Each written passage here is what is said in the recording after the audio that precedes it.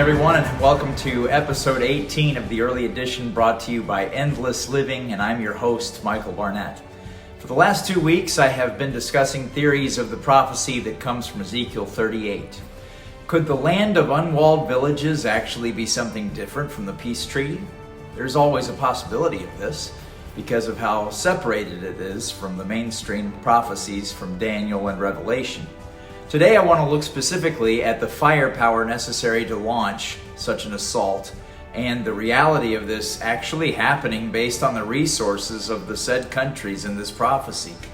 So first let's look at our text at a description of this attack, and we're going to compare modern day technology to this description so that you can see that this thing really is approaching very soon. Ezekiel 38 and verse 8 says, "After many days thou shalt be visited in the latter years. Thou shalt come into the land that is brought back from the sword and is gathered out of many people against the mountains of Israel, which have been always waste, but is brought forth out of the nations, and they shall dwell safely, all of them. Thou shalt ascend and come like a storm. Thou shalt be like a cloud to cover the land, thou and all thy bands, and many people with thee." What a powerful description we have here, and informative. To hear a description like this, being a Jew in the days of Ezekiel, would have sounded like something from a sci-fi movie like Star Trek. Transparent aluminum?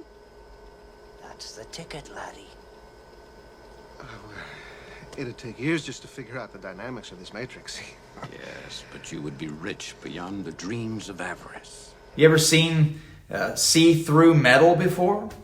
Well, back when that movie was made, it was purely science fiction, but at present, with the combination of aluminum, nitrogen, and oxygen, which is subjected to extreme pressure and then heated at 2,000 degrees Fahrenheit for a number of days, you can actually have transparent aluminum.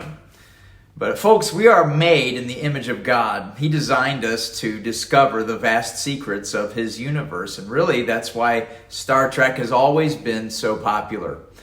Proverbs 25:2 says, "It is the glory of God to conceal a thing, but the honor of kings is to search out a matter." It's okay to explore, folks.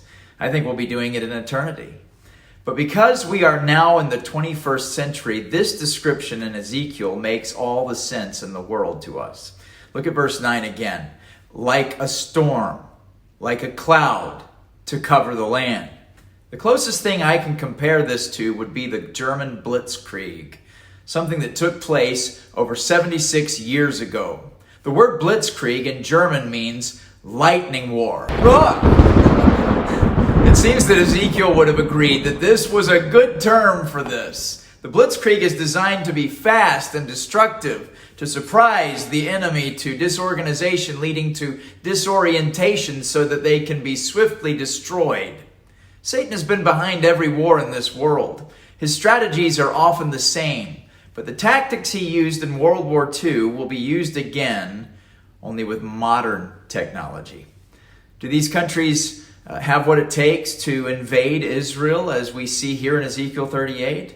Consider this figure, and this is public.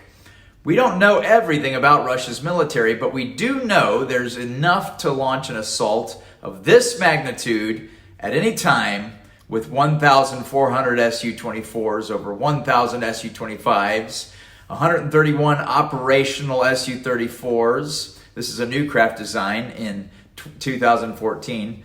519 MiG-31s, 497 Tu-22Ms, over 500 Tu-95s, 36 Tu-160s, over 1,500 MiG-29s, 12 MiG-35s, all adding up to over 6,000 ready aircraft. This is Russia.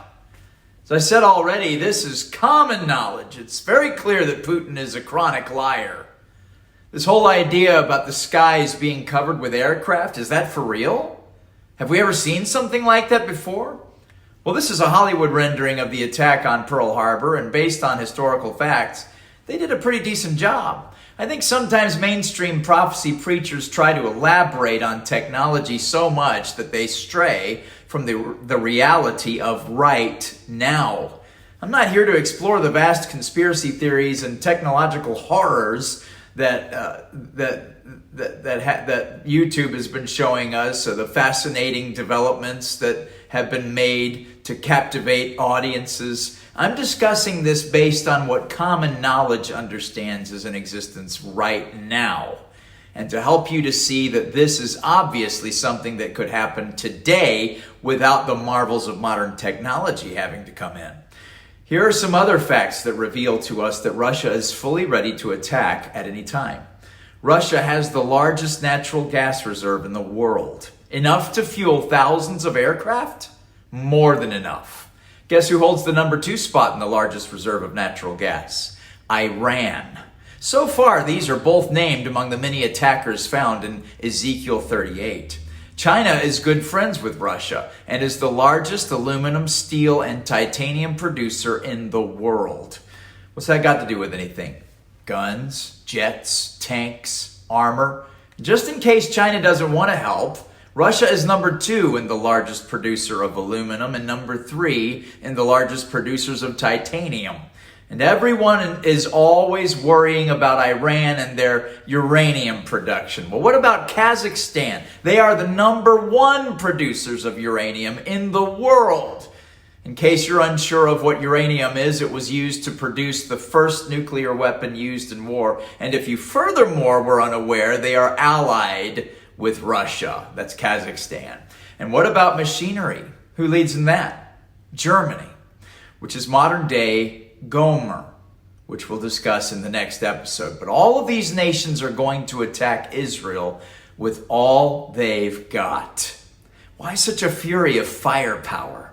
I don't know, but as I said already, if this were to happen before the peace treaty is signed, which is what ultimately ushers in the Great Tribulation, it will make the tribulation, 7-year, the 70th week of Daniel, as we talked about, it will make the logistics of clearing the Temple Mount entirely and restoring the third temple a whole lot more possible.